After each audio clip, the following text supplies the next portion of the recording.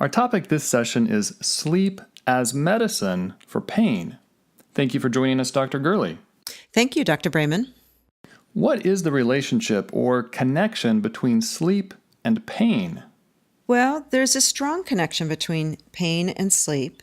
About 50% of people with insomnia have a chronic pain condition, and about 70% of people with a chronic pain condition also experience sleep difficulties. It would seem obvious that if you're in pain, you wouldn't sleep very well. Is that actually how it works? Well, that's what most of us assume, that pain makes it difficult to sleep.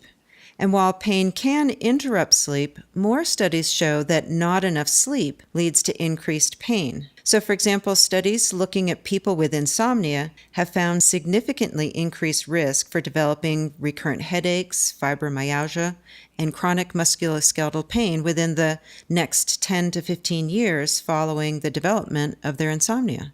Okay, so actually backwards of what we would expect. Yes. So there is a long-term effect of inadequate sleep and increased pain. What about short-term effects or impact? So there's also a short-term effect. Exactly. So the short-term effects of sleep disruption are similar to the long-term effects. And just one night of poor sleep or short sleep leads to increased pain the next day in people with fibromyalgia, arthritis, and depression, and even in healthy adults too.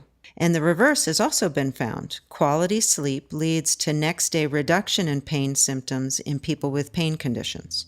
Do we know how this works? I mean, what is it that's actually happening in the body and in the brain with sleep that affects pain? Well, there's still a lot to be learned about how sleep reduces pain sensitivity, but it seems to be related to how sleep enhances the pleasure and reward system in our brains. So dopamine is the major neurotransmitter or brain chemical that controls our sense of pleasure and reward. And when we sleep less than 7 hours at night, we have fewer dopamine receptors in our brain. And that in turn reduces our experience of pleasure and positive mood and increases our sensitivity to pain. Wow. So in effect, more sleep equals more potential for pleasure because we have more receptor capacity? Yes. And these studies have actually found that. They found that when we sleep 8 hours or more, we have more dopamine receptors, along with more pleasure and more positive mood, and less sensitivity to pain.